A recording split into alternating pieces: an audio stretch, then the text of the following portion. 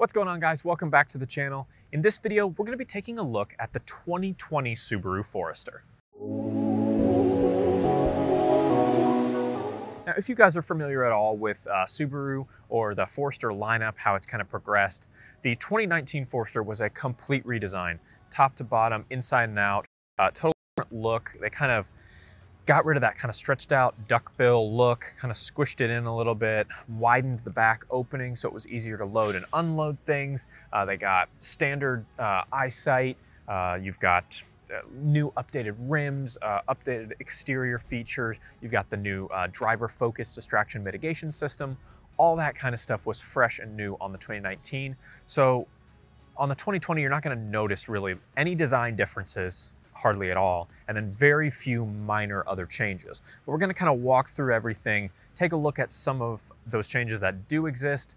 Now, unfortunately, one of them is there is a price increase, which you never really want to hear, but it is what it is. There's also a couple new changes based on what we saw on the 2020 Outback, if you watched those videos on the channel.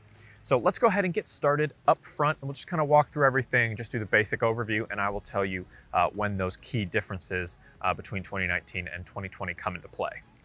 All right, so the trim level that we're going to be taking a look at today is the limited trim. So it's not quite at the top tier with every single feature, but it's got plenty of good standard features and bonus features on the specific trim to go around.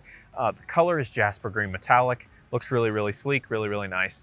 And let's just start up here with the headlights. So you've got LED steering responsive headlights with high beam assist, as well as just regular DRLs or daytime running lights, and then just halogen fog lights down there. Now under the hood, you've got a 2.5 liter DOHC Subaru Boxer engine. It'll get you about 33 miles per gallon highway, 26 miles per gallon city, and it does have auto start stop. Some people love it, some people hate it. I do not like it, but you can turn it off. So that is under the hood. Now, as far as like stylings, like we talked about, exactly the same as you'll see on the 2019. Obviously, it was a huge refresh, so not a lot of changes there. Now, with the Eyesight Driver Assist system, it has been upgraded, which I think mostly means that it maybe works a little more effectively and has a couple changes to some of the safety systems. One of those being, and we talked about this on the Outback video, if you've seen that one, is that it no longer has like lane keeping assist, but it has lane centering assist, or lane centering a system, I guess. Basically how it works, and I'll show you the button when we're inside the cabin, but basically if you have two clean painted lines, instead of waiting until you drift into one of those lines to autocorrect or to warn you that you're leaving a lane, it's supposed to detect the distance between your car and each of those painted lines and keep you in the center. Now, I've driven this car and the Outback a good bit, and I cannot get it to work right. Now, that may be because I haven't had really nice clean painted lines, which the Eyesight system has to rely on because of the cameras. It turns on and I can feel it pull me in and out, but it doesn't seem to actually keep me in the center. Like, it still lets me drift to either side. So I'm not saying Subaru's lying about it. I'm just saying it may need a couple bug fixes or a little bit of tweaking. So that is one of the new features, and the other one being an updated lane departure warning. And I think that just has to do with the lane centering system. So that's pretty much everything here on the front. Let's move on over to the tires. All right, so there's some lawn mowing going on in the background, so hopefully you can still hear me okay. I've kind of got it up on an incline here because it looks kind of cool, and because I wanted to kind of show that you've got 8.7 inches of ground clearance, so you can kind of flex it a little bit. Not too much, but a little bit. So you got 18-inch machined alloy wheels here. Not heated side mirrors, but they do have integrated turn signals, blind spot monitoring as well, and they're just not power folding, you're just manually folding here. Keyless access. Up top, you've got roof rails, and you've got a panoramic moonroof. It's just a normal moonroof, it doesn't go far. I mean, it goes a little bit past the driver's side, so I guess that's why they call it panoramic, but it's not very big. It's not like the full length of the car or anything like that. You also have this kind of bright, polished trim here around the windows, which looks really nice as well. Moving on to the back of the car.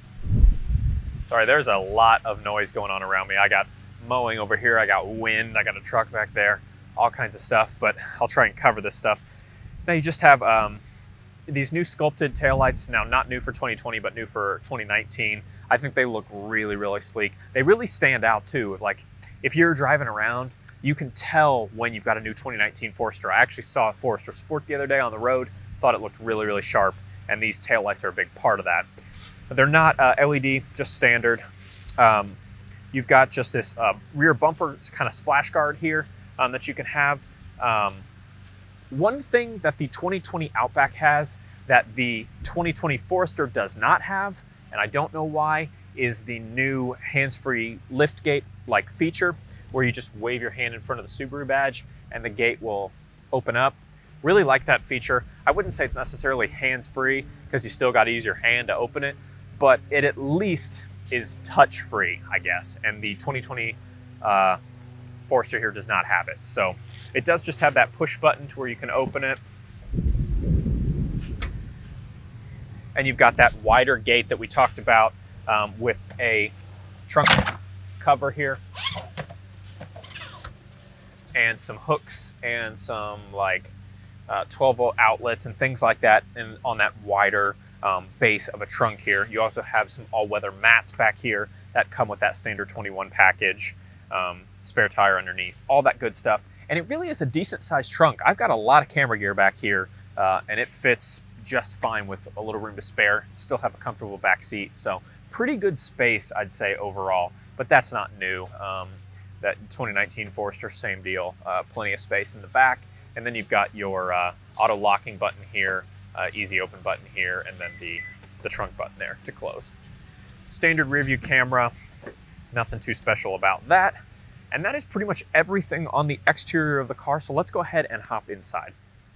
All right, so now we're inside, and there's one thing that's missing, and that is the DriverFocus distraction mitigation system.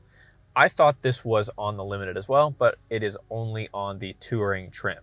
So we can't really talk about that. I've made an entire video on that. If you check the card up here, you can take a look at that. But other than that, you have a pretty standard layout in here as far as Subarus go and as far as the 2019 Forester went. So let's go ahead and just work our way around. Starting up with the display. Now you've got a 8-inch display here. So you've got all your standard phone, Bluetooth, app connect, so Apple CarPlay, Android Auto. You have your My Subaru, you have the Subaru Starlink app, which no one ever uses. Don't know why they haven't gotten rid of it yet. Your media, so you can you know, play CDs. Yeah, and then you've got your rear view camera as well, with kind of that orange indicator lines telling you which way the wheel's turning, and then those colored level markers. Now, a lot of people ask me, what do the colored level markers actually represent? I don't know the actual distances, but I know you don't want to get in that red because that red represents where your bumper is. Now it's a wide angle lens, so your bumper isn't literally on those red lines, but pretend it is because you don't want to hit the red line. Further.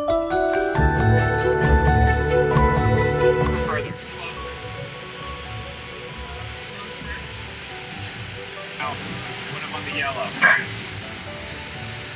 Well, so there's 2 greens, you know? Yeah, just tell me when I'm on the yellow. Okay. All right, tell me when I'm on the red. You're not going to be able to see me. Am I on the red? No. Oh, sir. I'm just going to say the red's the bumper. If I can find the exact measurements, I'll put them on screen, but it's really more important that you just don't hit the red. Now, you don't have any kind of like 360 view or anything like that on the Limited here. You just got hardware buttons here. You don't have that like big display like you had on that 2020 Outback, which is interesting because you'd think, now they just did a refresh, so maybe that's the thinking, but you'd think, why would you bring out the 2019 Forester, a complete redesign, and not include the big screen when just a year later, a model year later, not even an actual year later, you're going to have 2 models with a huge vertical, I think it's like 11.7-inch screen or something like that. I don't know. You can check out my video on the Outbacks if you want to see that screen in action. And also we are getting Legacies soon, so I will make a video on the screen on the Legacies as well. 2020 Forester doesn't have it, just your normal 8-inch screen here, which isn't bad. I'm not complaining. I am a big fan of the Subaru Infotainment Center. I have a Subaru myself. Not a big 8-inch screen, but it's a good system as far as infotainment systems go. Now you have two other color displays here, one being up top. Now if you drop down to like the base or the premium models, it'll be a black and white screen with that information, but you do have a color display up there that you can actually change the info on by using the info button over here on the steering wheel. So you can see things like what angle your car's at. Like right now, since we're at kind of an extreme angle here, I'm at a -3-degree angle, so not that extreme. Oil temperature, water temperature, all that good stuff. You can see weather, Bluetooth information, more car information like miles per gallon, all that good stuff up there on that display. And then over here next to the speed gauge, right in the middle, you've got just kind of more of the same, but you do get some of that, the Eyesight Systems showing right there. So you can see like your car and like the lanes.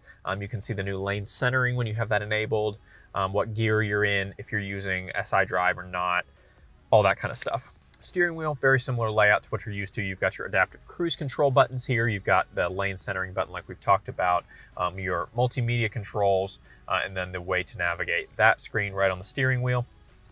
Also, you can turn off over here the trunk height. You can turn off your traction control systems. You can turn off blind spot monitoring. You can turn your auto start stop engine off like we talked about. You can dim your screen, all that good stuff, controls over there. Got your mirror controls, just typical over here. Back up top, you can turn off your lane departure warning. You can open the Panoramic Moonroof, and you can turn off the forward collision warning up there with that button. You've got this mirror here. It has the compass built in, auto dimming, and it has your universal HomeLink garage door opener controls as well as OnStar built into it there. Over here on the mirror, you can see the little blind spot button, and you've got a little glowing Subaru logo, which I really think is cool. And then your climate controls down here.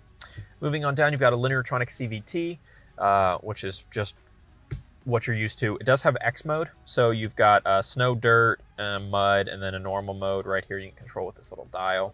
Got an electronic parking brake, auto vehicle hold, which is an awesome feature, and then you've got heated seats here for this two-tone leather seat action that we got going on. As far as other designs in the cabin, if you've seen the 2019, you've seen the 2020, it's just very similar. Now there is the pricing change that we talked about. Let's go ahead and get into that. All right, now I've got the pricing information pulled up on my phone, and I just wanted to read it just so I get the numbers right and it makes perfect sense. So starting off, the Forester Sport, the model year 2020 Forester Sport has been increased by $200. And the limited trim, so this trim, and the touring trim now each cost $300 more for model year 2020 than they do for model year 19. So those prices starting at, for the limited, $31,095, and then the touring, $34,595. So if you want to figure out what that was last year, just tack or subtract 300 from that.